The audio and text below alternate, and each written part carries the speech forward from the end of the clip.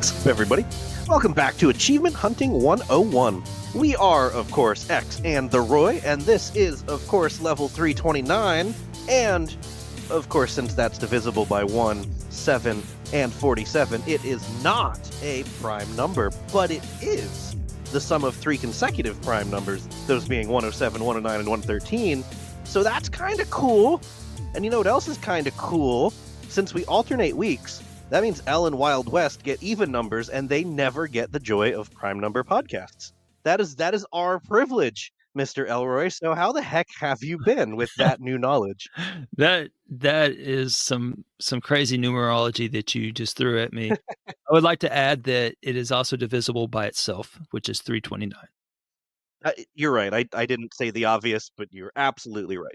It's funny you mentioned that because I didn't even read the intro that you had put on here, and I was like, "Oh, 39." I was like, "God, that's gotta be one." And nope, yeah, that 7 times 47. I was like, "Ooh, I did not see It'll that get you coming." every time. 7 Yeah, times 47. that's right.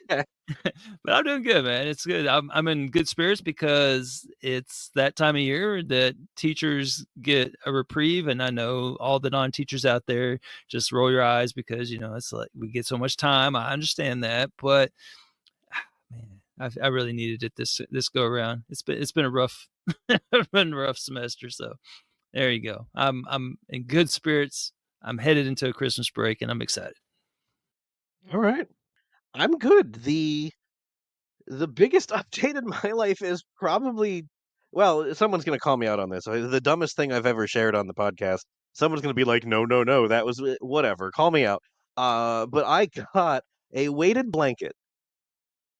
We were just randomly walking around Hobby Lobby, and Kelsey wanted some Christmas stuff, so we were just going around Hobby Lobby, and they had weighted blankets.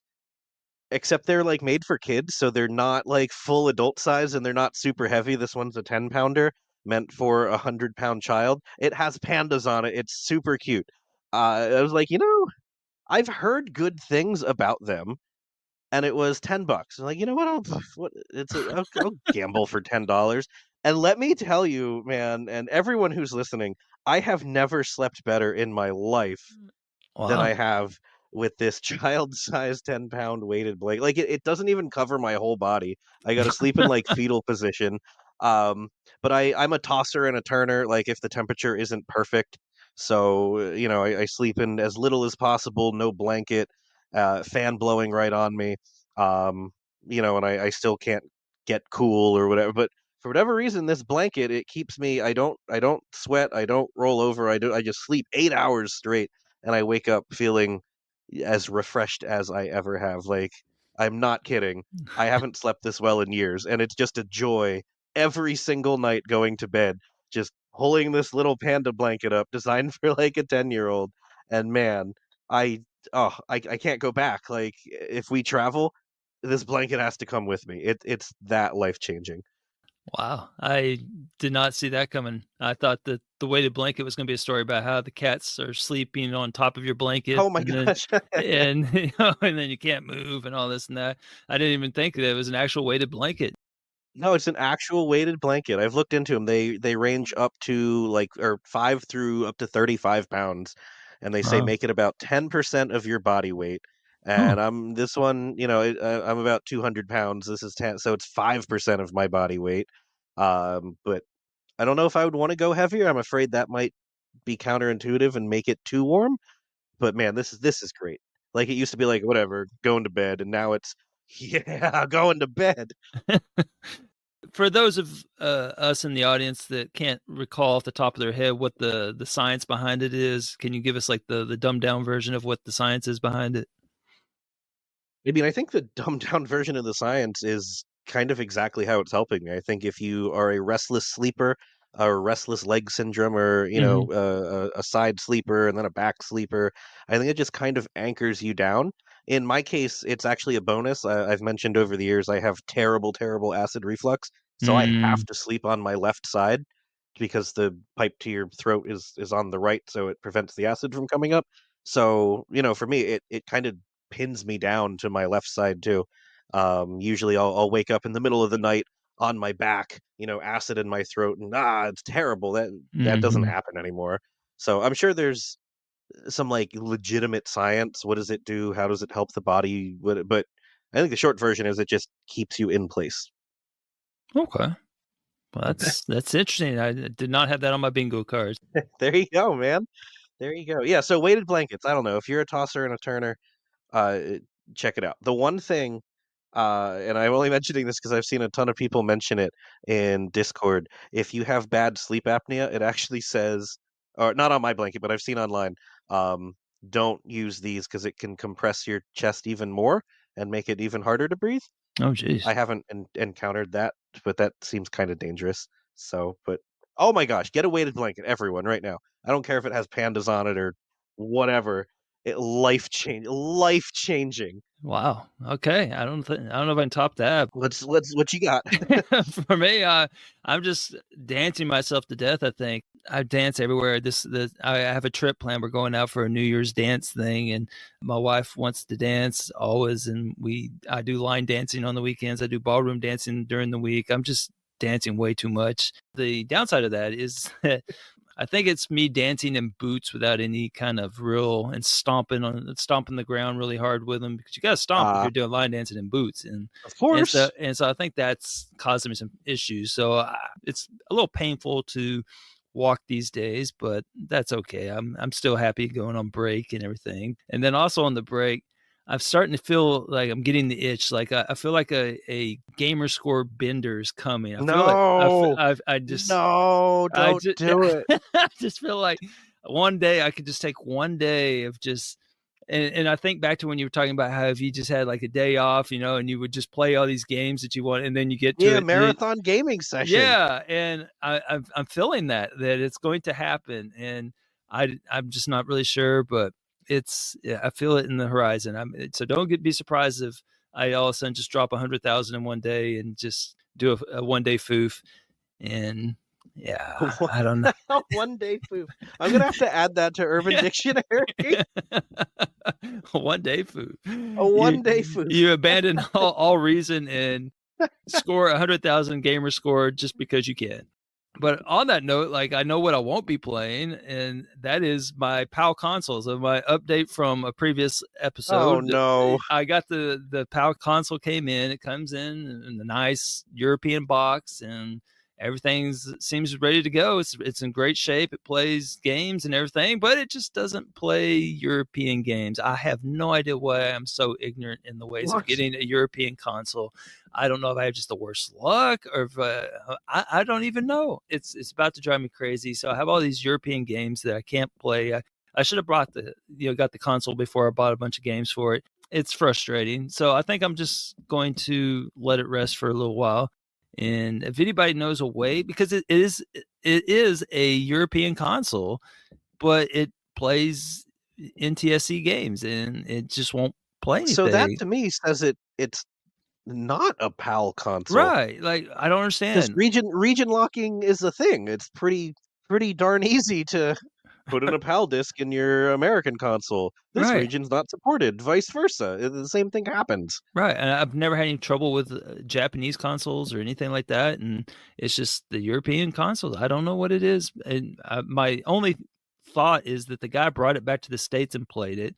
He bought it while he was overseas, allegedly, of course, on eBay, and he brought it back and played it here. So, is it, like, where you play first? Like, what's the first game that goes No, in? that's not how that works. I thought that was a thing with, like, early DVD players back in the day. I could be mistaken, but Oh, I've never heard that. No, that's definitely not how oh, that's not a 360 thing, okay. works, though. Alright. That's not it's definitely not a thing. Um, it's encoded in the system BIOS, like, literally, your region is encoded here. Your laser will recognize everything, but you will only play Uh-huh. this specific, disk type. I'm gonna find you a PAL console. I have hooked you up in the past, my man. I Yeah, will do it again. I appreciate it. My stack of 360s are getting very large at this point. I am getting way too many consoles, but I do want one. I'm trying to think of what's the plausible explanation for this. So That literally makes no sense, though. Send me pictures of the stickers on the back. Like, the console itself should be branded Actually, I guarantee the console is gonna be branded I'll look for NTSC some. I PAL can. or NTSC-J. Okay. Yeah, send me when we're done here, send me pictures All of right. I got just you. the back of the console, and we will get to the bottom of this, All and then this will right. be our update 2 weeks from now. Right. Okay. The have people sitting on edge waiting to find out if Elroy's an idiot buying not one but two 360 consoles and 2. cannot use them. And then the other update was not as exciting, but I just more proud of myself. I have talked about Friday the 13th and how the servers are going down at the end of the year, and do I really want to invest more time in this game that is unrealistic in its requirements for achievements and whatnot. And at the time, I only had 50 gamer score. And now I have played it. I am up to 17 achievements for 170 gamer score Hey. out of 52, and I think I'm going to try to get a couple more. It's going well, and it's actually kind of fun to go through it and try to cheese the ones that you need. And at this point, there's so many that I need. I can do like several things at once. So, for example, there's one for Mm. jumping through X number of windows. I think it's 99 windows. It's like Windows 99 is back or something.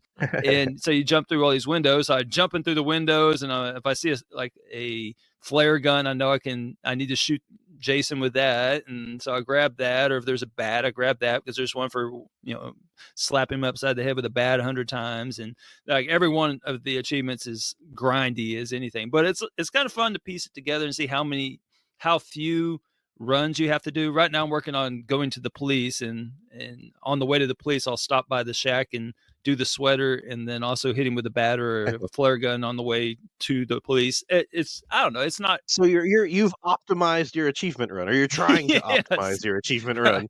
I am. I am trying, but the time is running out, and it's not terrible. I've actually had a positive experience with this game. I can see why people enjoyed it. It's just the achievement list is just so unrealistic. That's the stain on this game. That's the only thing people will probably remember about it is just how unrealistic those 4 achievements of playing it 1,000 times, and playing it 500 times. Well, 1,000 times as both Jason and as a counselor. So 2,000 times. You literally have to play it 2,000 Oh, times yeah, that's right. and it's not so bad the matches themselves, but it's just the cut scenes and the loading times. That's where they get you because you have to watch this stupid cut scene that you've seen. Well, by the time you finish 2,000 times, and Ugh. they were so proud of that cut scene that you can't skip it, and it's just brutal. But anyway, we've talked about this game to death. So anyway, well, how about some games we haven't talked about to death? Yeah, some games that we haven't talked to death about or about to death, what they both make sense, I guess, Yeah. is well, everyone knows what I'm gonna talk about this week. I said on my last episode I would fire up the new Indiana Jones game and the Great Circle and talk about that.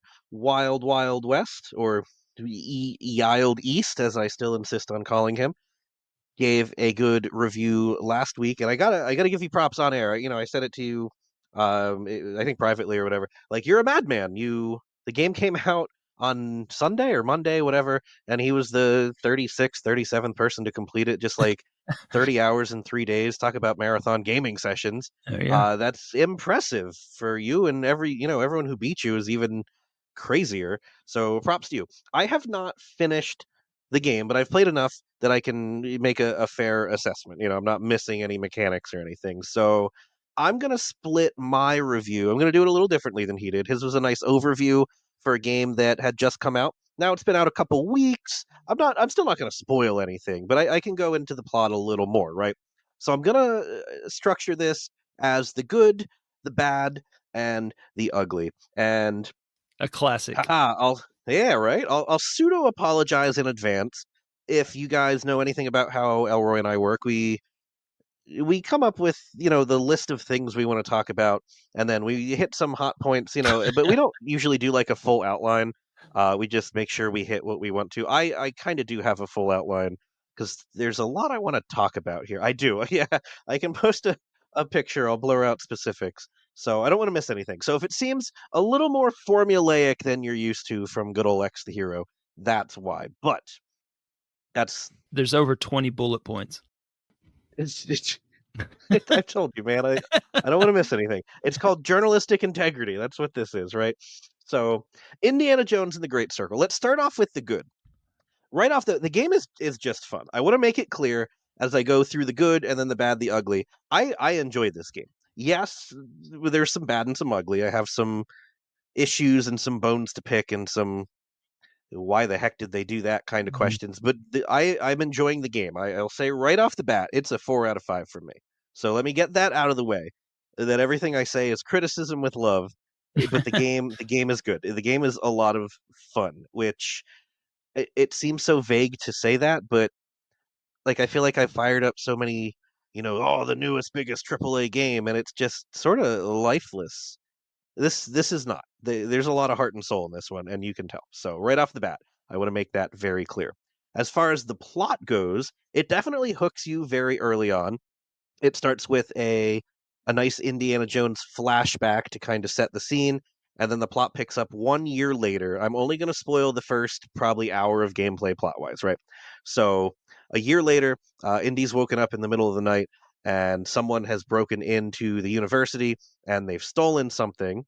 And well, I'll just say it again. I'm spoiling the first hour. So they steal your cat mummy, and the whole story basically revolves around why did they steal this cat mummy? What is significant about the cat mummy? And I won't go, more than that. What? It's a cat mummy. I mean, who wouldn't want a cat mummy? Who That's wouldn't want a cat mummy, right? that sounds both cute and also could double as a decoration in Halloween time. Absolutely. I like the way you think. That's why Indy was so mad about it because I do. Halloween's coming up, right? So, so that's how the plot starts off. It hooks you right off the bat, like, oh, cat mummy, like why? Why does he care so much about this? And you meet the villain. He's of course a Nazi because it's Indiana Jones, and he is kind of like a psychopath. They made a very compelling villain, so give him props there. Um, Indiana Jones himself, we got to talk about Troy Baker, right? He did the voice and motion capture, which I don't think Wild West mentioned the motion capture. Everyone's commending he really sounds like Indy, like that's hella impressive. But he got Harrison Ford's like mannerisms and subtleties down too, which is really cool. Hmm. I'm not a huge fan of Indiana Jones. Elle said, for me, I've seen them all once. They're fine. They're good movies. I don't have the desire to watch them again, to be honest. But I respect Harrison Ford's, his role, and Troy Baker just nailed it. So props there. See, so I'm going through the list, right? Again, a little formulaic. I apologize here. Feel free to chime in anytime. I'm sure this is not a very good take, but who is Troy Okay. Baker? I don't know who that is. So in the voice acting world for video games, there's pretty much three dudes. There's Troy Baker, there's Nolan North, and there's Yuri Lowenthal. 99% of the male voices that you have heard in a video game are one Okay. of those three dudes. Okay. So he's just a big yeah, he's just a big name voice actor, and he's one of the best for a reason. Okay. Not only does he do all his own original voice, but he does a dead on Harrison Ford. That guy looks like he looks like the guy off of The Walking Dead. The oh gosh, can't think of the guy's name. I don't know. I just pulled him up to see what he's done. I am unfamiliar with The Walking Dead. It's the guy that does the crossbow. I can't think of what it is. Never mind. Glenn? Or is he the bat? There's so many people yelling at us at this point. I know, right? We should probably keep it moving. Don't edit out the silence. Just let them yell. Let them yell through this. I don't know who Troy Baker is, and now I can't even remember who the stupid guy on The Walking Dead is with the crossbow. I don't know. All right, I'll just shut up and let you do your thing. No, you're fine. So yeah, you got kind of my specific bullet points out of the way, and now I'll get into some of the more like those are the obvious things, right? The story's good, the gameplay is good, the voice acting. So here's some more individual things that I've picked up on that I feel like, or I hope anyway, you wouldn't see in a more typical review. That's what I'm hoping to go for here. So the humor, I mean, Indiana Jones is not known. It's not a comedy, right? Oh, it's funny. But there's I think it's yeah, but it's funny. not a comedy movie. Yeah. I mean, it's not like I don't know. It might be billed as some. I would disagree with that. Yeah, there's humor, there's jokes, but it's not an action comedy. It's an action adventure with comedy is Yeah, how I would phrase that. Yeah, okay. So the humor is on point for that. The first time I actually really laughed out loud, again, only spoiling the first hour here. You are disguised as a priest in the Vatican, and one of the fascists, the Italian fascist, he's like, "Oh, you're that priest from America. Come on, I have to do a confession. I love America." So he drags you into the confession booth, and he's like, "My wife, she is pregnant, yes?" Okay. He's like, "Ah, so I might be having an affair with my mother-in-law as well." And he's like, "What the hell, man?" And then you see the guy like react a little bit because the priest just said hell. He's like, "Oh, but that's not the worst of it. I think I got my mother-in-law pregnant." And like I'm laughing now thinking about it. It was just so well done. Indiana Jones responds like, "Jesus Christ, dude, what have you done?" And then the fascist is like, "You are no priest." So you just punch him through the confession booth. And he's like, "Fascist deserved it anyway." Like it's just stupid stuff like that. But that was the first time I really cracked up. Like, Jesus Christ, what have you done, man? Knocking up your mother-in-law. Um, and then there's a scene with a snake as well. We all know Yeah, the snake how thing. Indiana Jones feels about snakes, so I was glad that they threw that in there. That's one of the best parts in the skull one is where they, like, throw him a snake to get out of the quicksand. That was funny. That Yeah. was one of my Yep, favorite yep. parts of that movie. It was a nice throwback too, because it was unexpected. Same within the game here, like, you're like, "Oh, there's the snake." Like, you knew it was coming, and, aha, there it is. One of the other things that stood out right off the bat, you click new game, and it asks you your difficulty options. So, there's 4 ranging from X the hero mode to, walk up hill mode. So, of course, I chose X the hero mode, which makes combat easier, you do more damage, enemies have less health. But then there was a second one that I really appreciated, adventure difficulty. How hard would you like the puzzles and, challenges to be? So I thought that was nice, and you could do, no hints and no glowing options and no dialogue cues, all the way down to X the hero mode, which is you can look at something and take pictures of it, and it will literally tell you step by step how to solve it. Like, that's what I'm talking about. Is there any achievements that are tied to the difficulty, or is it No, there are no achievements tied to difficulty. okay? Nothing is missable. So yeah, you can play the whole game on baby mode, or you can play the whole thing on Indiana Jones mode. That does not make a difference. So I really appreciated that.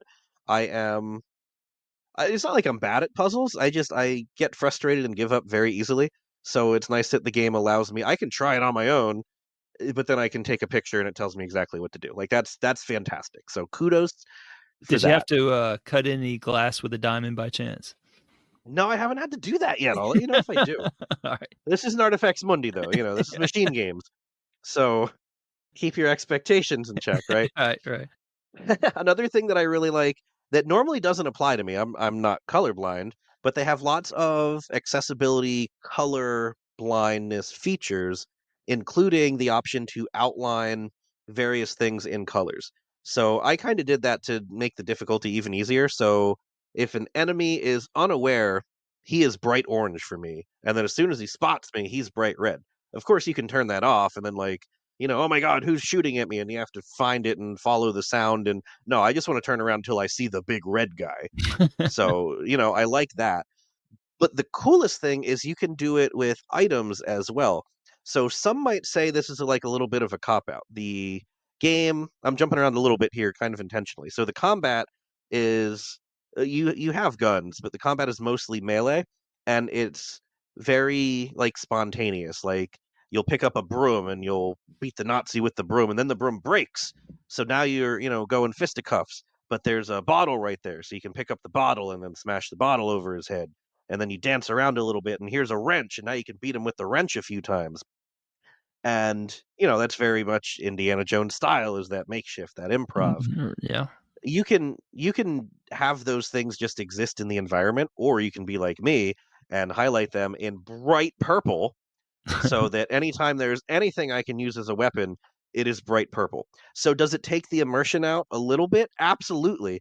Does it kind of make me feel like I am Indiana Jones because that's how he would see the environment? Also, absolutely. Oh, that's So good. I wouldn't have thought of it that's that how way. I'm spinning that one. I'm playing it through the eyes of Indy, seeing things how he would, right? And it applies to puzzles as well. Like instead of what I hate in games is where like the ladder is yellow. The whole environment is, red and then how do you get out the yellow ladder? Like they make it very obvious. That's not the case here unless you're me, in which case all the interactables are bright teal.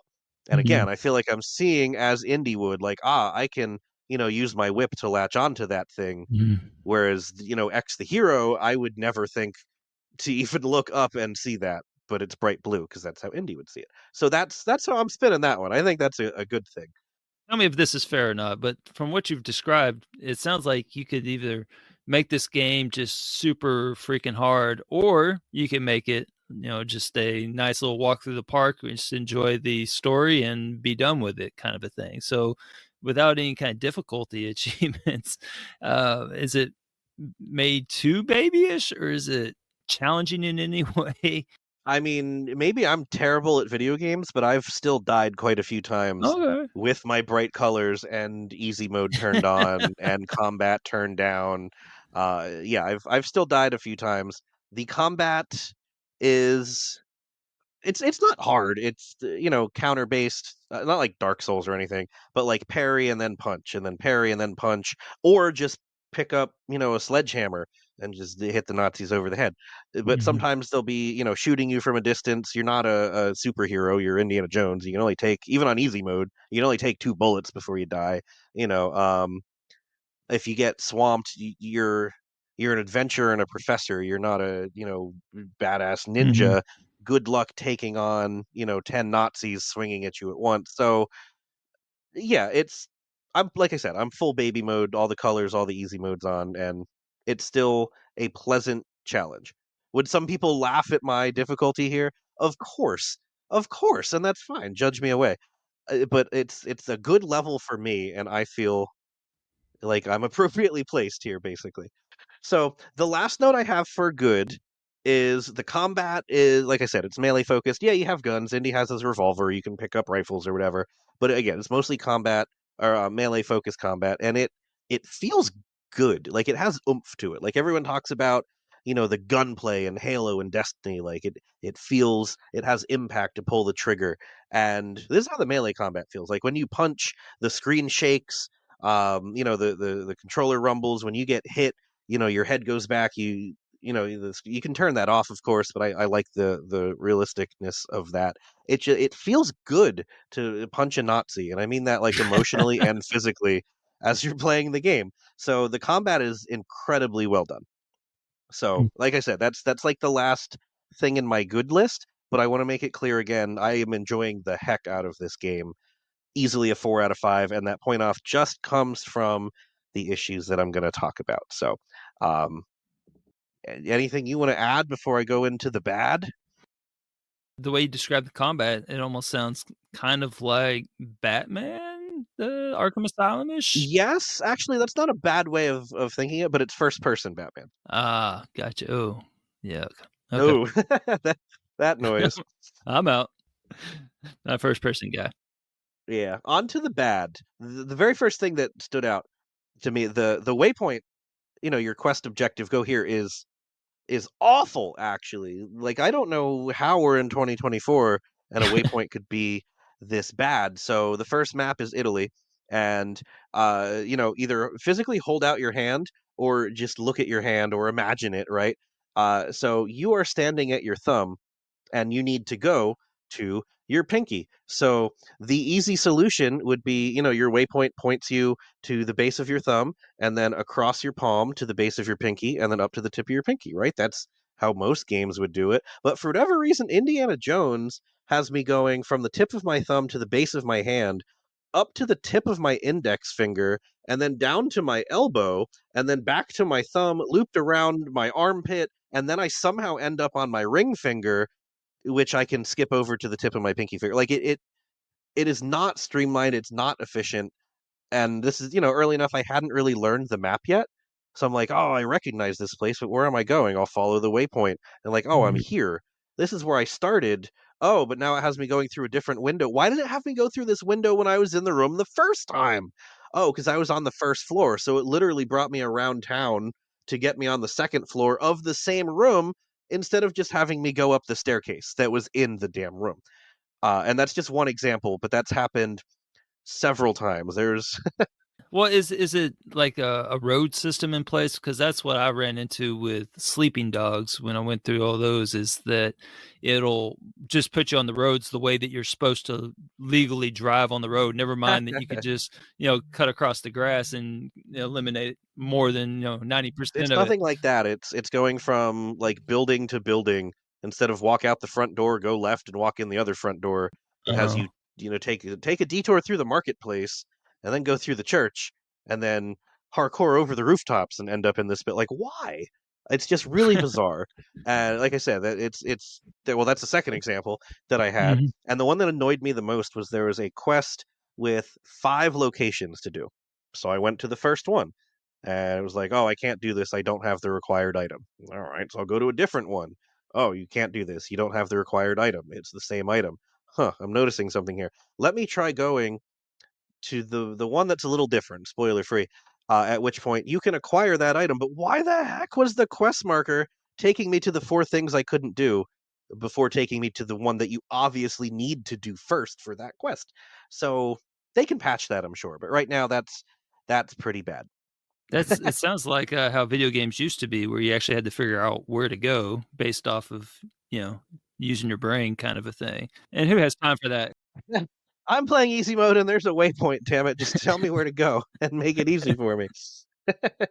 The next thing on the list of bad is Italy is absurdly bland. And yeah, it's 1930s Italy. I hear the criticism, like, what do you expect? A giant, rainbow? No, I don't. I get it. It's 1930, but like you're telling me everyone in the Vatican is wearing gray or black? Like there's no color? Like, I'm in the library, you're telling me every single book in 1936 has a brown leather binding? Like, any color anywhere would have been appreciated. So I was a little frustrated that Italy was just comically bland, brown and gray. But the second level is Egypt, and Egypt is radiant and beautiful. So, Mm. I guess that one's mildly bad, right? That's not bad. I can vouch that Italy is in fact beautiful. I was just there this past spring, and, they do have rainbows there. Okay, that's what I've not been to Italy, but I assume that it does have color, but yeah, the It game does. was not representing that well. So, perhaps the most annoying thing that I've encountered in the list of bad is when you have, like, an ally working with you. They'll be like, "Come on, Indiana Jones, pick up this map so we can move on. Come on, Indiana Jones, pick up this map so we can move on.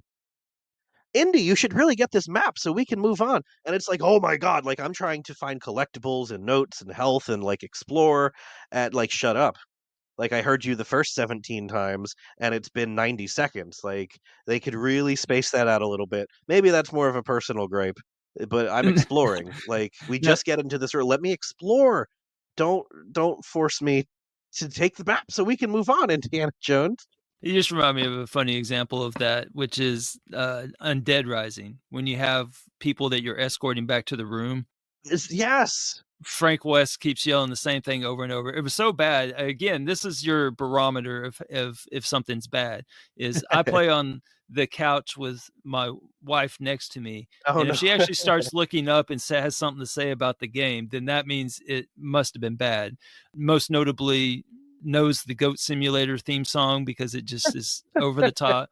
But also, she knows this where if you're leading someone, he's just like, "Come on," you know, I forget what all it is, but like, come on, keep up. He just keeps saying it over and over. We're almost there. Keep up. Come on. Don't fall behind or whatever. I forget is the exact words, but she'll actually say that if I'm like, we're walking somewhere and I'm not keeping up where she's like, come on. That's the one. That's the one that's the one that she liked the most. But anyway, I know exactly what you mean. Okay. Alright, so that seems like maybe that's not a personal gripe. It just I'm not kidding, there's 10 seconds in between, chill. Let me find the things. If you're gonna pump and I don't have an issue with this, this isn't the list of bad. There's like 400 collectibles in the game, probably more. If you're gonna put that many collectibles in, give me time to find them. Don't rush me out of the level. Makes sense. Speaking of dialogue, you hunt Nazis or hunt probably not the right word. You fight Nazis in Indiana Jones, and I'm not sure they did their research for the German speaking German. As a German speaker, I have picked up on some questionable German dialogue. It kind of makes me think they probably had American voice actors. Ah, do your best German accent, that which was not that. Um, and just sprechen the Deutsch, right? All right, all The right. subtitles are off from the dialogue, but that's fine. Um, so one of my favorite quotes in the game is the bad guy says, in German, but the subtitle says, "Nothing is quite so easy to manipulate as an insecure male." Which we need not get into that quote, but that's a lovely quote. But what he actually said was, "Insecure men are the easiest to exploit." Close enough.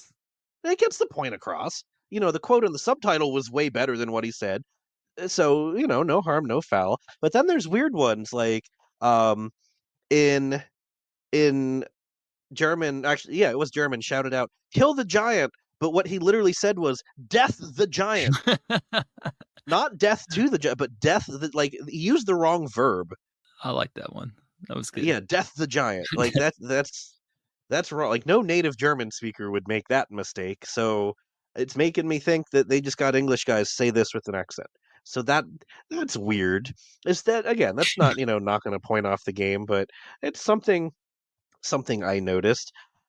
What is knocking a point off the game is the tooltips. Like when you get a new, item or whatever, it pops up for about half a second and then disappears to the point that it took me a solid minute to figure out how to use the camera because there's not that many buttons. I figured it out eventually, right?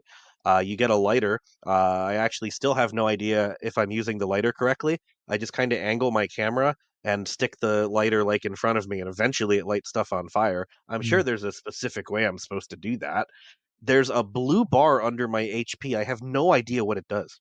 Literally no clue. Like I eat bread and this blue bar appears. I don't Is it HP? Is it shield? I literally could not tell you. Please someone let me know what this blue bar does. I've even Googled this. There's a Reddit post. What the heck is this blue bar under my HP? Mm. And none of the comments have any idea what the blue bar is. So I'm not alone there. And then my last gripe is the skill tree and your HP, your level ups basically, are based on collectibles. So if you want to do more melee damage, you get the experience by doing quests and whatnot, but you can't actually level up your melee damage until you find a book, a collectible that will teach you how to level up your melee damage. You can't get more HP until you find some collectibles that you can turn in for more HP. You can't climb quickly until you find the book that teaches you how to climb quickly, and then you can level it up with your XP. I don't like that system. Give me a skill tree. Again, maybe that's a personal gripe, but I'm not collectible hunting as I go through, you know. But you kind of need to because I'm in level 2 and I'm dying pretty easy. I'm thinking maybe I should have collectible hunted in level 1 so I could increase my HP. So I don't like that. Give me a skill tree. So that's all I got for bad. Like I said, most of it's pretty nitpicky, except for the tooltips. Like, tell me what things are, please. Are we ready for the ugly? Yeah, man. All right. Series S. That's all I have to say. S- like, wow. So I played the game on my Series X. It's 134 gigabytes because there's an optional high resolution texture pack that the Series S does not support that high resolution texture, which is fine. Obviously, it's a half price console. It has weaker specs. No one expects them to be equal. So, don't think I'm over expecting from my Series S here. But I also feel like it shouldn't look like a PS2 game. And I am not exaggerating because I work in a retro game shop and I test a lot of PS2 games. And holy crap, does Indiana Jones and the Great Circle on my Series S compare to PS2 games? Oh, So it's rough. It's like I often bounce back and forth between my consoles, and I'm not a graphics snob in that sense, but I don't want to play it on my Series S. It's rough. It's bad. death the polygons, Death by yeah, death the death by blur, really. death the blur. So I don't I don't ever look up Digital Foundry, right? I don't care about numbers and specs, but I know some people do. So On the Series X, it maintains a mostly constant 1800p, a mostly constant 60 frames per second with ray tracing. It's technically very impressive. It's not like the best looking game I've ever seen. It's not going to like blow you away, Doom Eternal or Cyberpunk or, Shadow of the Tomb Raider, like incredible looking games. It's a good looking game. Don't get me wrong. I'm not bashing the graphics at all, but it's not going to blow you away. But we don't play Bethesda games for the most part to be blown away with graphics, right? The Series S, however, they aim for 1080p, but usually it hovers around 900 and has dipped below 720p. We're talking sub HD resolution at points here. It does target 60 FPS, but it dips as low as 45. And they did include ray tracing. So technically impressive that they got, target 1080, 60 and ray tracing, but it looks terrible. On my Series S, I took a picture of a cat that I will post to prove my point. This cat has like 14 hairs, like pieces of across the whole cat. It was the most disturbing. Like I didn't even know it was a cat until I got a little closer. Like, oh my god, that's what the cat looks like on the Series S. So I'm gonna post that. And anyone who thinks I'm overreacting, no, you'll see what I'm talking about with the Series S graphics, man. It's just not good. Are you sure it wasn't the mummy that the picture was of? Oh, no, it wasn't the cat. It was a live cat. It was purring. Not a mummy. Yeah. Okay. Not a mummy. So there's no graphic sliders. That disappoints me a little bit, especially like I don't care about ray tracing or 60 FPS. Like give me no ray tracing and 30 frames per second and keep, 1080, maybe turn some of the textures up or whatever. This to me is not a game that benefits from 60 FPS. So I would like give me beautiful 4K and 30 frames per second and I'll be happy. That's all I need. That's I don't care about those things. But holy hell, does the Series S just looks Mhm. so bad. That's the only thing I have for ugly though. For what it's worth, is just the cheap console. Last thing I got is the achievement list. Wild West talked about this. It is a decent, if not standard, achievement list. It's do all the main quests, do all the side quests, find all the collectibles, and then there's like 6 or 7 miscellaneous ones, which are my favorite ones. So like hit a Nazi with an apple. That's fun. A little tumble for push an enemy off the ledge. That's fun.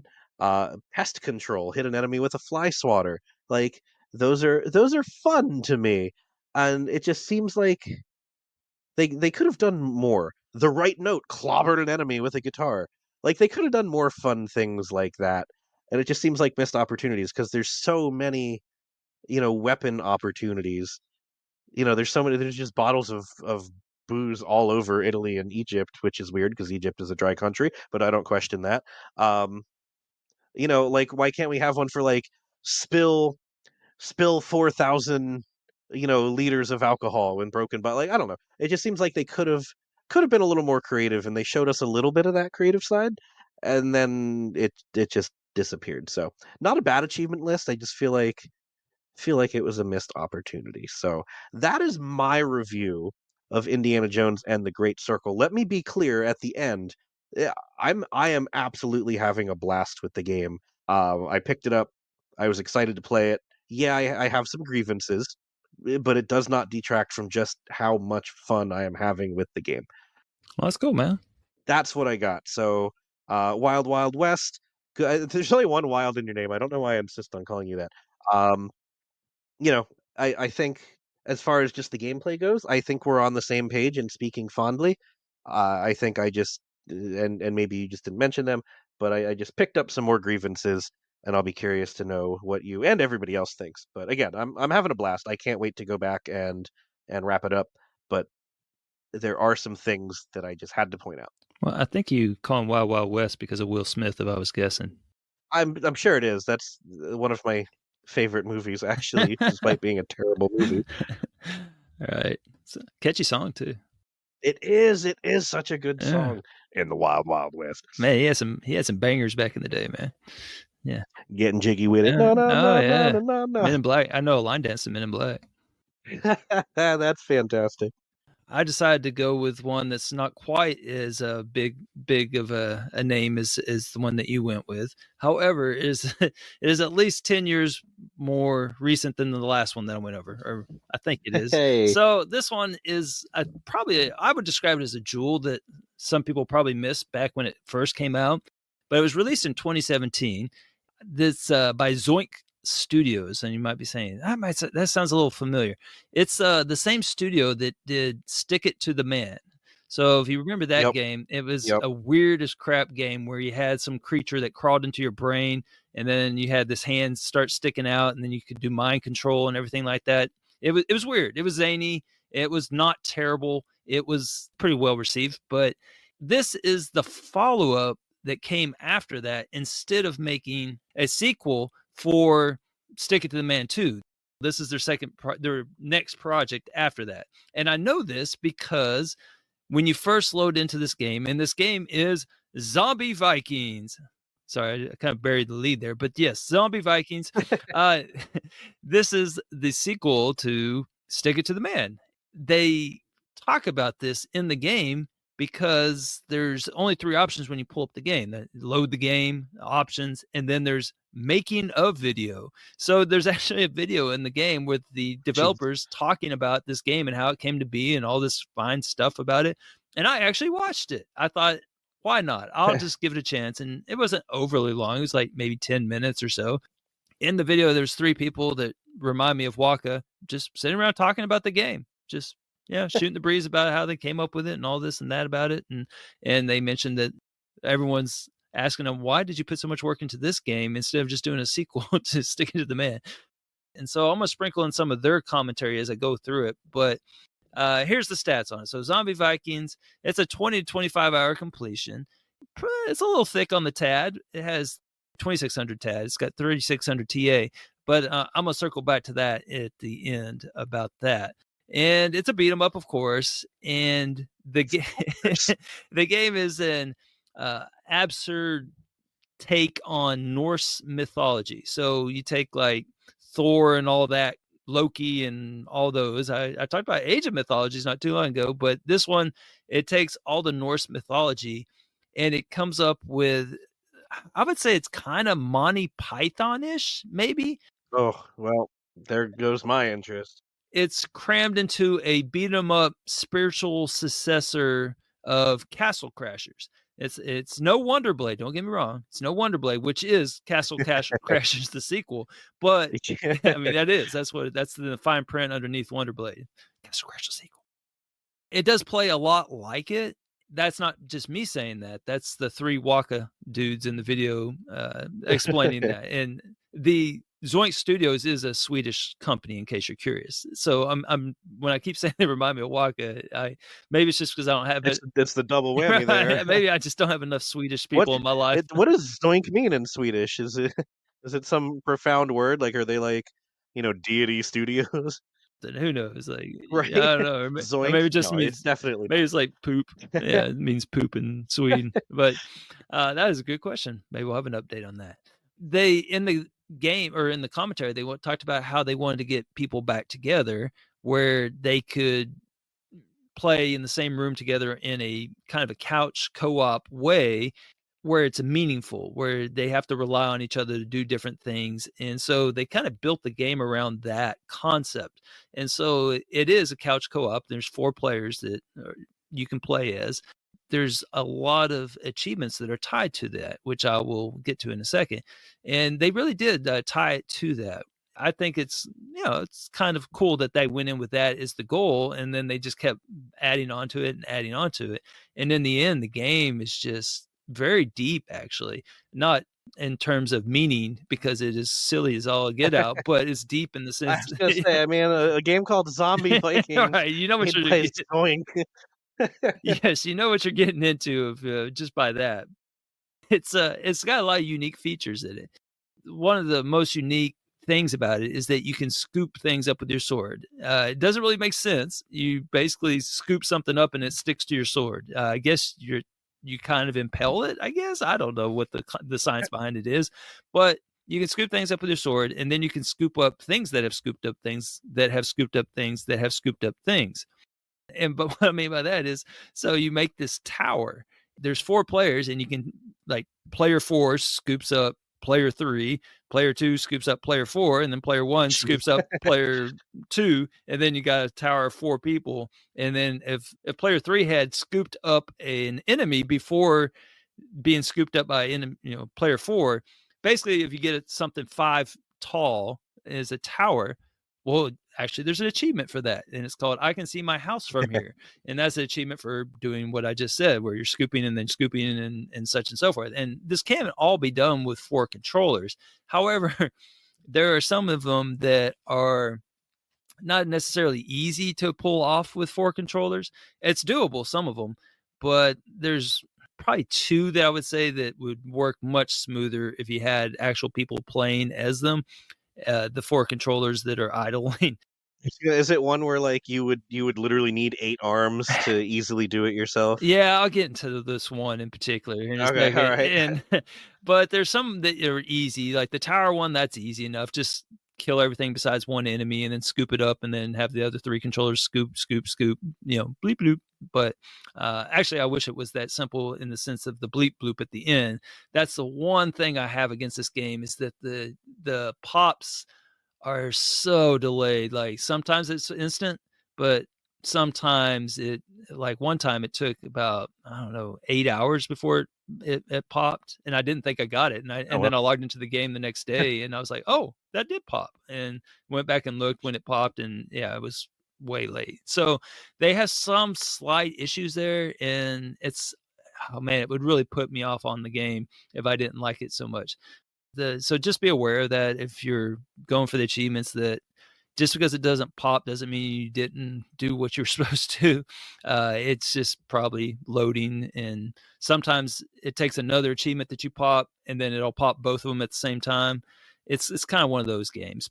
Yeah. So on the topic of using multiple controllers, there's other ones that you can get. So much like in real life, when you die in the game, your head pops off. And so I was like, "What is he gonna say here?" well That was not on my bingo card. well, sometimes it can happen. Oh, Some you Well, know. I guess we can argue about the causality. Maybe the head popping off is the cause, but, tomato, tomato, right?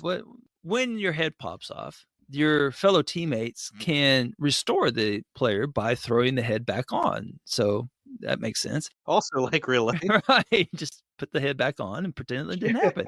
And also, when you pick up the severed head, it starts vomiting everywhere, which hurts enemies. And if you vomit on them enough, or just start beating them to death with the head, oh my gosh, that's an achievement. You get in my face achievement for killing an enemy with a teammate's head. If that sounds enjoyable, well, guess what? What? You can scoop up the you can scoop up the body too. And with 3 controllers, one can be the dead person, one can be the person holding the body, one can be the person throwing the head, and you could throw them midair, and then they collide midair, and the intact person comes down. Oh my gosh, it's a miracle. And oh wait, bleep bloop. Yep, there's an achievement for doing that. That's a midair collision for doing basically what I just described. So those are some of the easier ones. Now, don't get all soft on me, because there's a couple that are not so doable. Oh, I promise you So, I'm not soft. Wha Hey, I'll tell hang on a minute. wait a minute. Yes, anyway, family show. So, there's a couple of pesky ones. One in particular, it's, one called Zombiosis. That's an achievement you can get. And so there's parts of the game where you come up on this big glowing thingamajiggy that has little sparkles on it, which you know immediately is not in Italy, because no colors Right, in yeah, Italy. But there's no yeah, it's gray and brown in the whole city. Whole country rather, I'm thinking Vatican City, but no, the whole country of Italy.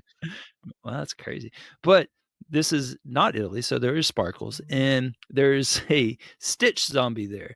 This is again another one of their plans to where they make you work together, which is that all the 4 players enter the zone that sparkles and start mashing the X button, and then wow, you out pops this giant zombie thing. Each person controls one aspect of it. So one person swings the left sword, one person swings the right sword, one person vomits everything, and one person moves the zombie around. So if, in an ideal world, you would have to be talking to one another and getting that to make sense. But when you're playing at one player, it doesn't matter at all because it's so overpowered that you just swing your swords wildly like a crazy, like you're trying to flap off with as a bird, and it just kills everything so fast. But I don't know why you would play it with 4 players when it's so easy on 1 player like that. But the achievement though is for everyone releasing their special power at the same time, which is accomplished by holding down, I believe it's the X or the Y key,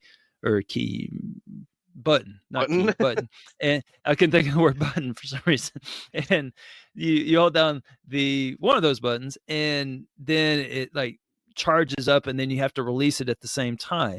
Now, if you read the guide for this achievement, it's talking about how difficult it is and how, oh man, there's it's too challenging for one person to do it and blah blah blah. I'm like, all you gotta do is hold down 4 buttons and then just let them go at the same time. I'm like, I don't know how many fingers this guy has, but I mean, it was, yeah. I mean, I had 2 fingers on 2 hands on 2 buttons, and like, just held it down and let it off, and I think in a perfect world it would have popped, but this was actually the achievement that popped like 8 Mm, hours later. And so I had no idea that I had done it. So I probably got that achievement at least 20 times oof. in trying to, because I wasn't sure if it counted, and because I That's didn't know if the timing was a little bit off or I was not. gonna say It's a that's little so annoying. frustrating when you're like, "Is it me? Am I the dumb one?" Yeah, Right. we've all been there. Right, and that's again, that's the only knock I really have against this game is that, but it's a big knock, don't get me wrong, that's so annoying. The 2 that are the most challenging, which by design for 4 people to get at the same time, is there's this first one, it's called "You Are Not Supposed to Be Here." That is for finding the super secret, developer area, which is basically you have to know it's kinda there and have to work really hard. It's a well, there's a button above you that you have to push, and that lets down a drawbridge, and then you have to jump across a pit with a little air cannon in the middle of it that shoots you upward to the drawbridge, and then you got to hit something even higher up from the drawbridge, and then that opens a door that you enter to get the achievement and like a little bit of coin, kind of a thing. There's a couple of guides for it. I'm not sure if you've looked it up, but it's the one called "You're Not Supposed to Be Here." It's one of the higher ratioed ones. There's like 2 distinct solutions on there. I tried the first one, which was the individual one where I wouldn't have to negotiate all the controllers, which is you have a throw boost, like power up that you can set when you choose your character, and then also, well, I think it's the sword that has the throw boost, and then the double jump is the special ability. So with the throw sword and the double jump, you can theoretically get it by yourself instead of building a tower of 4 people. I tried it and it was just getting frustrating. So I was like, ah, screw this. I'm going to do the other one. And the other one was actually by Uncle Freem. Yeah. Hey. Yeah, he came up with the other solution and he walks you through it. And it's very thorough. I'm sure it's like a page long. But the gist of it is that you got to stack everyone up, and then the bottom person jumps, and then you got to switch controllers really quick into the controller on top, and then you got to do a jump there, and then basically hit the little target, and then it's kind of the same thing on the other side. And then he recommends using the one that can shoot a bullet. And oh my gosh, that was such a great tip, because otherwise I'm not sure I would have the patience for it. So there's a character that you can get that actually shoots like a gun that made the second jump so much easier. So I eventually got it by myself using that. It wasn't too bad. It probably took me about 5 to 10 minutes. Oh, I thought you were talking like 30, No, I thought 45 here. I got really lucky. Like I wasted like 40 minutes on it, trying the other method, and then I got this one. I think I was so familiar with the mechanics of that pit and everything, and by the time I finished the 40-minute one, that it was almost easy with the 4 players. Gotcha. But judging by the ratio on it, it's either people don't have that many controllers, or they just don't stick around in the game that long, or something. I don't know, but I didn't think it was that bad. And then the last one is the achievement, they also use it on New Year's Day. So this also gives you an idea of what this game's all about because the description of that achievement is escape the fish turd cannon unscathed with 4 players. Fish turd is one word, by the way, dear It's listeners. Fish turd. it's kind of like a mini game type thing. So at one point in the story, you jump down this area and then there's all these people chasing you, and so they have a cannon that fires fish turds at you. You have to basically pick up the turds before they explode and throw them at this statue, because there's like a cave underneath the statue, so you gotta blow up the statue and then jump down into the hole before you get hit by one. And so with 4 players, as you can imagine, this is very challenging. So what you want to do is, I mean, I guess it's possible with one. I don't know that it would. Maybe it'd be tough. So I haven't gotten this one yet. I took my my Xbox to work with me today, and I was going to have a student help me with it, and we just didn't have time. When the schedule at school changed, it was a crazy day at school today, and we had Always fun before Christmas break. right, right, yeah. Everyone was a little wild today, and so we didn't get a chance to do it because we had to move to an alternate schedule. But anyhow, it's I'm hoping to get this one soon, but you basically have the second player scoop up 2 players real fast and then have a stack of 3 and just run around not getting hit by the fish turds while the other person chunks them at the statue. And you can't stand too close to the statue because if you get hit by the explosion, then that counts as well. So Mm. this one to me seems a little more challenging, probably the hardest of the 4 player achievements there. So, and then the rest of the achievements are kind of just normalish stuff that you would probably normally do in completing the game. There's a couple that I'm gonna get to in a second. I just want to give like an overview of Zombie Vikings. So, Zombie Vikings to me, it's like just a smaller game that had so much heart, and it won me over. I played it 2 years ago, and I found it really annoying, and I didn't like the characters, and I thought the humor was just I didn't really think it was that funny, to be honest. I still don't really think it's really that funny, but slowly I It's gave it a second try, charming. and it slowly just won me over. And I'm not saying it's like laugh out loud funny. Don't go into expecting bust a seam or anything, but So it's like an Indiana Jones movie. It's not a comedy. no, this one sets out to be like a comedy though, but it's just so much. Oh, like they just throw so much at you, like you can't like laugh at every single thing that's absurd because the whole thing's absurd. I guess what I started appreciating that it's like good dumb humor, and so it's just constant good dumb humor. Everything is a joke. The whole thing's a joke. I started thinking, well, what's better in a good dumb beat 'em up than good dumb humor? And so I started warming up to it. And so that leads me to the elephant in the room, which is the cutscenes. So Oh, uh-oh. Place your bets now, folks. well, this is a special selling point for this game. They're all skippable, and they're also very, very plentiful. Just how plentiful? Well, according to the developers in the making of video, they said there was almost 200 cutscenes in this game, and that if you put them in the end, basically, it's 3 hours of cutscene. Now, they said basically that's what also made this game so challenging is that they didn't create just a game, but they also created a movie. And that's very true. It's so narrative driven, like the stages themselves last as long as the cutscenes, it's or vice versa. And that's where all the humor comes in, really, is in the cutscenes. I didn't skip all of them. Whoa. I know. I now each scene and level is like very different. So you're gonna be going on this wild voyage and you're gonna go to a large number of varied settings. Basically, my rule was is that I would give it a chance, and if I was feeling the scene, then I would watch it. And if I wasn't feeling that scene, then I just skip it and go to the next one because there's plenty of them. I'd say I probably watched about half of them. I would say, Wow. give or take.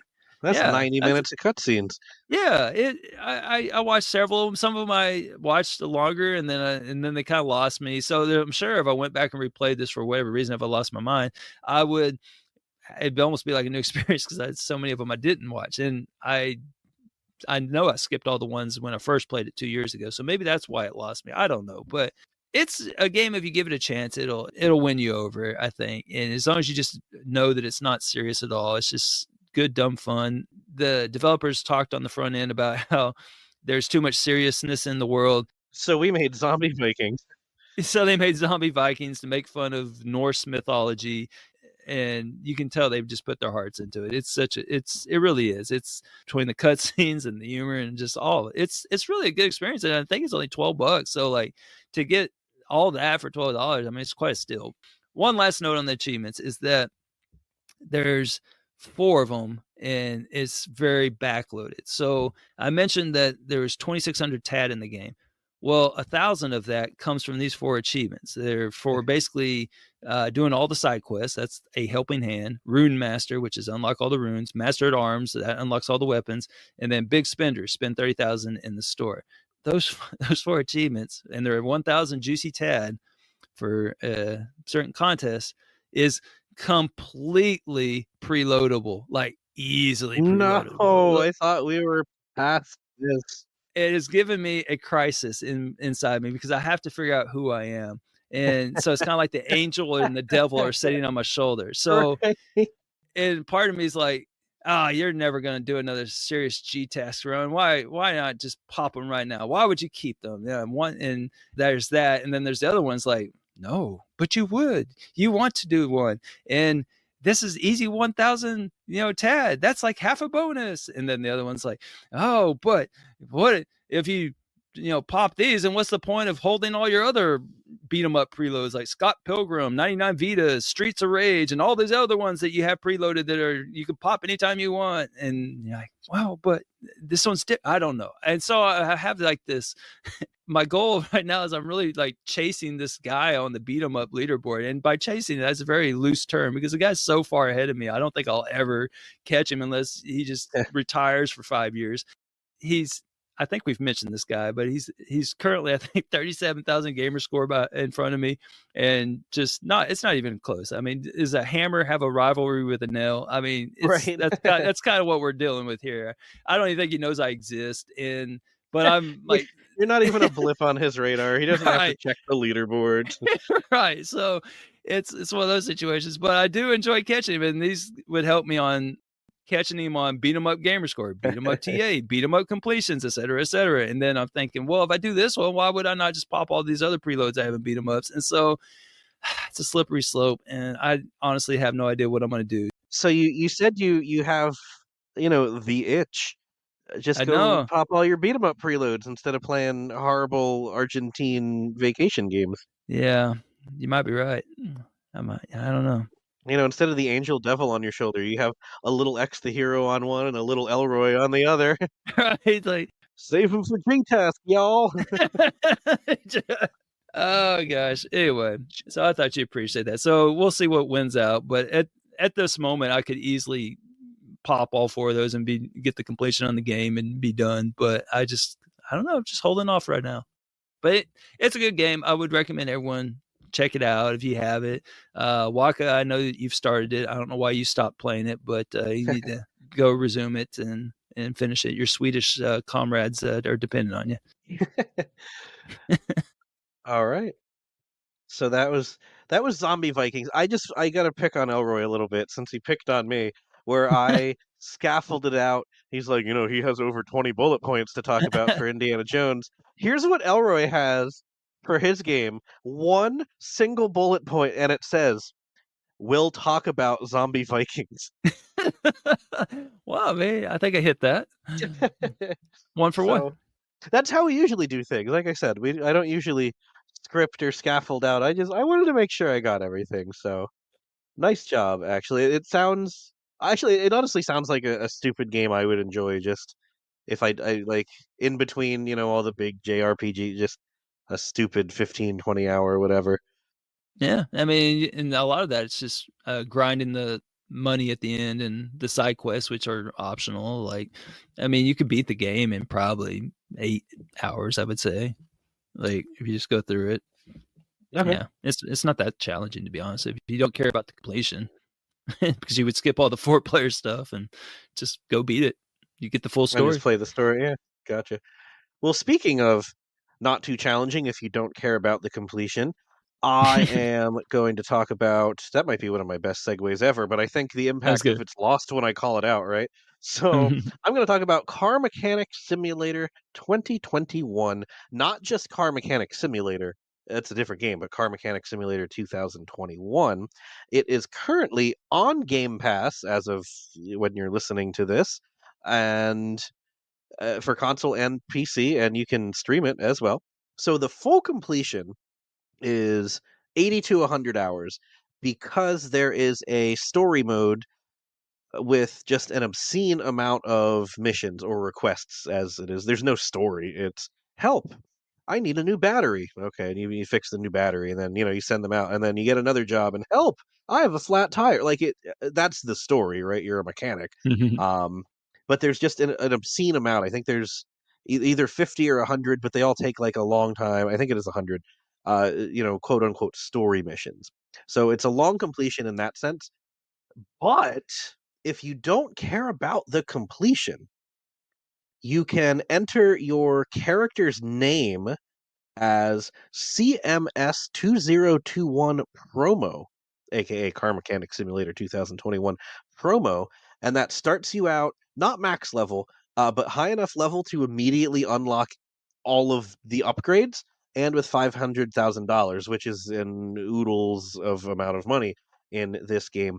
So if all you care about, and Elroy, honestly, I'm surprised you haven't done this, and Huh. I think I know you're going to be doing this weekend. Um, so yeah, make that your name. You start off level 36, $500,000, and then you can, with no effort, get the achievement for fully upgrade your garage, um, fix all the car parts because you have all the tools and stuff to do them. You have enough skills that you will get everything done, so you won't, miss out because you can fail to repair a part if you're not, good enough at it. Um, that gets you I think all of the upgrades, it gets you a lot of the crates which you use to get the certain things. It unlocks the whole map so you can visit all the locations and do all the things. It unlocks all of the shops so you can just buy 3,000 parts right off the bat, and then you can sell 1,000 of them back for that achievement. You have enough money to win any auction you want to go to. You've unlocked the the racetrack, so you can test a car there. You've unlocked the spray booth to paint cars. You can just buy a whole new engine instead of swapping it out by parts like intended. Just buy a whole new engine, stick it in your car, um, sell, make your money, fix it. You can. I don't have a number because I played it kind of legitimately until I got bored with it, and then I went ahead and uh, cheated and popped, a couple of the other achievements that I hadn't earned my way up to playing legitimately. So I don't have a specific number for what you can get right off the bat if you just plug in that cheat code. I'm going to say at least, this is my estimate, at least 500 gamer score and I don't know, probably 1,500 TA in maybe 2 hours. That's, pretty easy light work for no effort. Me, like I said, I played it as intended for probably 18 hours and got about 600 gamer score. And then I just went and cheesed that last 120, just sort of looking at my timestamps here. They're all very far spaced out. And then suddenly there's these last 30, 60, 75, 105. Yeah, there's the last grindy 105 gamer score knocked out in rapid fire there after I cheated. So, um, maybe even 600 gamer score for like 1,600 TA with no effort. So, if you're into that thing, that's Car Mechanic Simulator 2021. There is a walkthrough on TA, so you don't have to memorize the name. It tells you right on the first page. You can cheat using this name and go ham, or play it legitimately. It's fun, but it stops being fun after about 15 hours of doing the same thing. Yeah, this one, you just put it on my radar. This one is the follow-up to the car mechanic simulator that I have played, and by played, I use that term very loosely, given Right. that I mean, I do have 721 hours in it, but, I think I'm not sure how many of those I was actually sitting in front of the Yeah. television. Damn. I do have some nice juicy preloads still left in that one, but I did already pop the 500,000 bolts taken out, and basically I just had a script that, would put 5 bolts into the wheel, then take 5 bolts out of the wheel, then put 5 bolts back into the wheel, 5 bolts out. Right, It's right. just ridiculous. But Yeah, yeah. Yeah, 2021 is the same thing. That's why I opened up if you're going for the full completion, you're in Mhm, it for the long haul because you still have to reach level 50 and the XP gain, it's exponential, but the XP you gain doesn't increase. There's just a lot of grindy things, and the worst achievement in the game actually is visit a barn 30 times. Or sorry, that's the second worst. Visit a barn 30 times, and then the worst is buy 30 cars from the barn because I think the guide says every barn has a car, but I don't think that's true. I don't think that's true.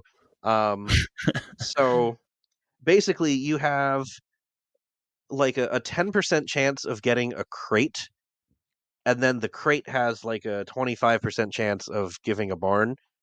And mhm. it's a huge grind to get 30 unique barns. Yeah, I'm never gonna go for the full completion, and I think most mere mortals won't. But again, you can get yourself level 36 and $500,000 and go ham pretty quickly, pretty easily. So it's on Game Pass. Car Mechanic Simulator 2021. Check it out if you're into some easy Tad. Yeah, well, you know who I am. But, I know he is. yeah, I'll have to check that one out. Put that on my list of ones to, maybe I guess you can't really preload it, can you? I guess you just play it legit when the time comes. Yeah, a lot of it Yeah. is just reloading menus, like visit the Mhm. junkyard 10 times, go to the junkyard, leave the junkyard, go back to the junkyard, leave the junkyard, buy 30 cars from the junkyard. What was that? Does it track? The old one tracked, so I just Yes, it does. okay. It sure does. Okay, that's good. I'm glad they didn't drop that. So that was very important, especially when you're doing Yes, something 500,000 times, so absolutely right. Yeah, no, it does track. I can see it here on TA, and I remember Xbox having it as well. So, what's your baby game of the week? my baby game is World at War. Now you might be saying, "What is this World at War?" Well, I thought I'd change it up today. This one is not actually the game World at War, which I had no idea what that is, but apparently that is a Call of Duty game. News to That's me. what I thought. Call of Duty World at War. It's Okay, I've never heard which that. was that? That's Call of Duty 5. They had Modern Warfare, the Oh, first, like the OG Modern Warfare, and then World at War came out. oh. Well, I had no idea that existed. I had an experience with the uh, challenge number 6 of the 12 Days of Christmas contest, and it was the Hangman one. I've done so many of these Hangmans in the years past. Yeah, it's kind of a staple, and think it was a standalone contest, maybe at some point, maybe not. But I feel like I've done Hangman many times with TA. Hopefully, everyone got a different one. If not, spoiler alert, it's World at War. But I got 5 blanks, 2 blanks, 3 blanks. That's World at War. And so I thought I would start with an A because that's always a good, sensible play. Do a vowel first. And so I loaded up a game it's a baby game called Soko Be Alien, which is a game. It's like a strategy puzzle game where you have to move around and push cows into tractor beams to abduct them as an alien. And That sounds fantastic. it's a fun little dumb game. It's the little baby game, very easy. And I'm sure there's a guide for it where it's like up, down, up, up. It's one of those type games. Oh, it's one of those ones. Okay. Yeah, right. It doesn't actually require much in the Right. terms It's of not really strategy. you're not No, playing it as a game. I right. follow. Yeah. And I thought I would just get the nice, easy achievement for changing the background. That was basically you're in the game and you push a certain button and it changes the background and you get the achievement. So I thought easy enough. It starts with an A. Let's do this. And so I load up the game. Bam. Title update unlocks 800 gamer score. Fortunately, I got a little lucky here in that all of the achievements started with B or C. So I know bovine was like bovine abductor 3, bovine abductor 4, or whatever it was. So I unlocked a bunch of achievements with B's and C's. Well, there's 2 strikes.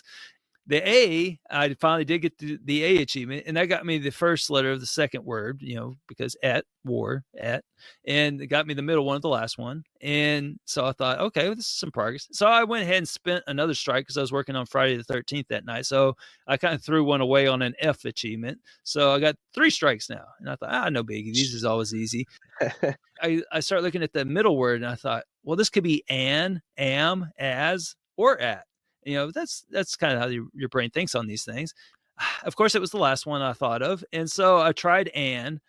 Oh, nope. I tried as, I popped an N achievement and then an S achievement, both of them negative. So I was up to 5 strikes. At this point, I'm getting a little nervous, and I thought, I can't believe I'm actually facing the potential of failing a hangman challenge. I mean, it's just something in me. I just could not believe that this was going to happen.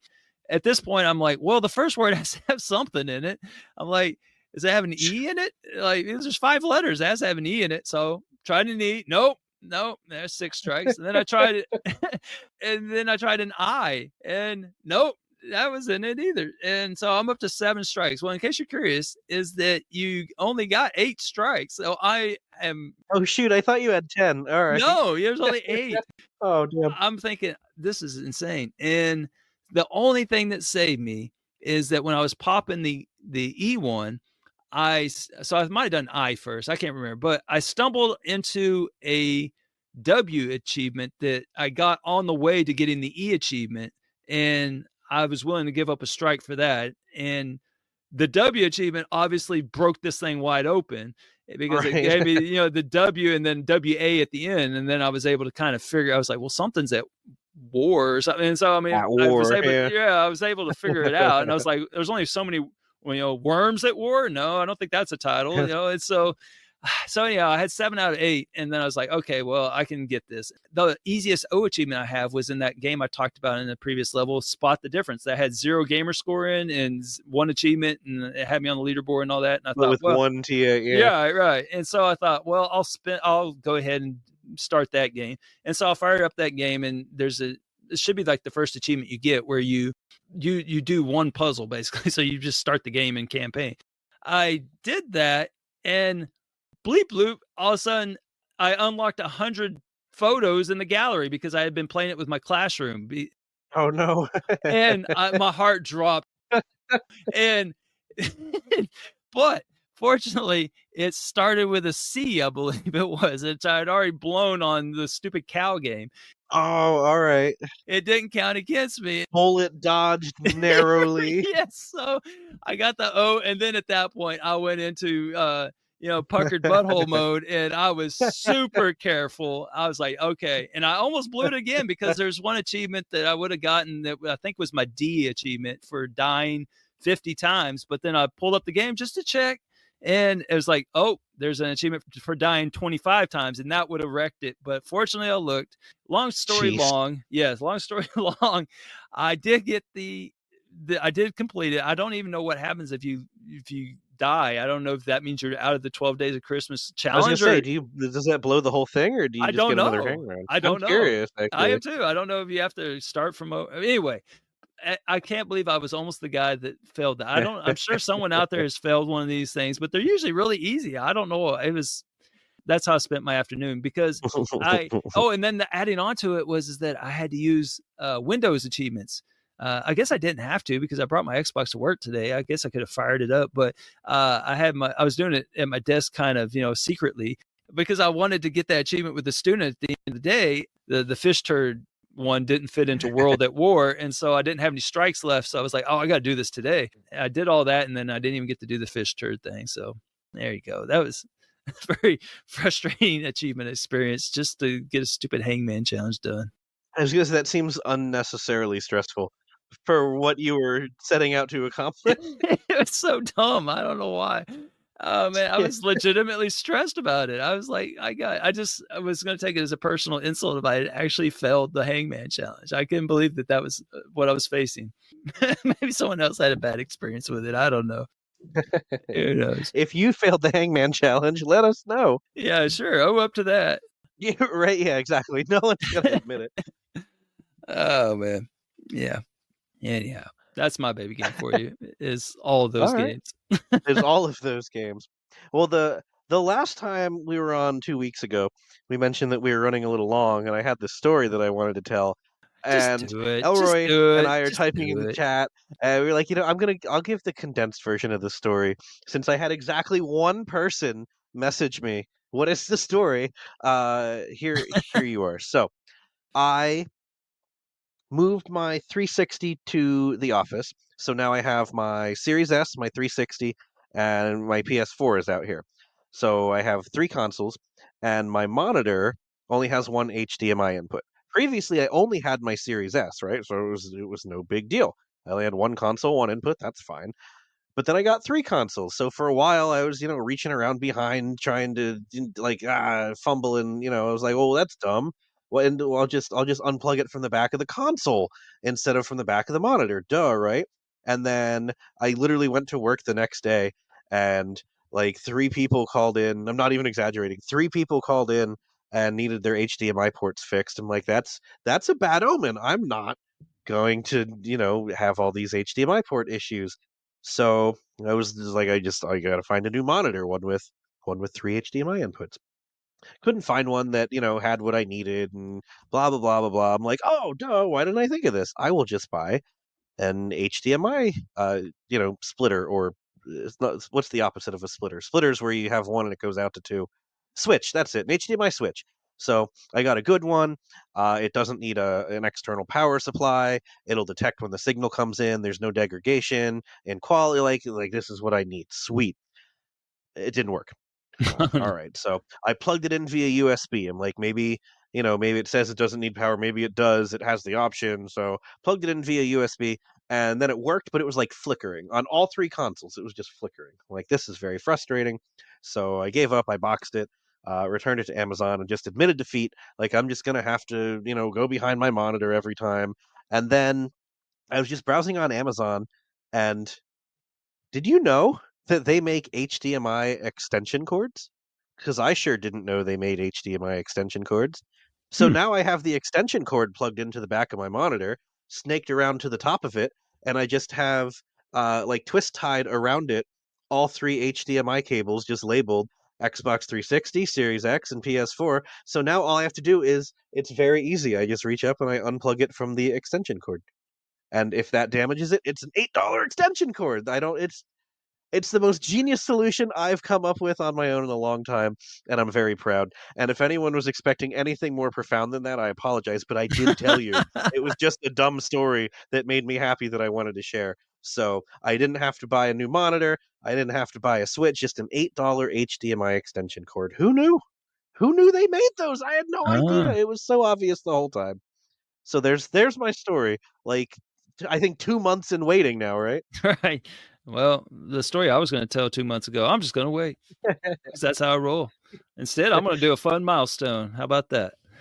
So, in honor of my frustrations with the 12 Days of Christmas shenanigans on the Hangman, I was looking at the people that had completed it, and I was like, man, this is always annoying because whenever you have a contest like this, it's like, no offense, but you Englanders, it's like everybody on the list, it must come out at a very convenient time in England where everyone can Mhm. finish it real fast because it's like always like English folks on there I was gonna that say, you see all these flags that we're not quite used to seeing, and well, it's always England flags, and so it's like always Europe at least, but it seems like it's mostly England. So I don't know when these contests drop or what have you. But so I was like, okay, who is the first person that I know that I recognize the name who has finished the 12 Days of Christmas? So it's possible I skipped over some names, but I was not expecting who I found at number 96, which is my boy. Brer Rocker. nice. I did not expect that. Yeah. Again, things that you would not expect on your bingo card. Rocker dude just all of a sudden completes the 12 Days of Christmas thing. I just didn't think that was his jam, but I'll have to ask him about it. But congrats to you, Brer, man. You get 96th one and definitely the first Tennessee flag to finish. And I don't know where in the Hey, United States, but yeah, first Tennessean for sure. So props to you, buddy. that's pretty cool. Yeah, congrats, Rocker dude, that's cool. Like, in top 100, and like you said, Yeah. with the time zones, it's the same with, like, G-Task is out to get you, yeah, it absolutely. TA being a British website and all. Damn Yeah. you, Rich. So I don't have any cool milestones. I'm again gonna make fun of everyone on my friends list for not doing anything cool. So, people on my friends list, do cool things. I will shout you out. I promise. But you have to do something cool. Right on, man. So, well, that brings us to the end of our show. So, as always, you can find us in all the usual places on social media. Join our Discord if you're not there already. Friend us on TA, all of the things that we say all the time that don't bear repeating at this point. So, any last minute words of wisdom, Mr. Roy? Class dismissed.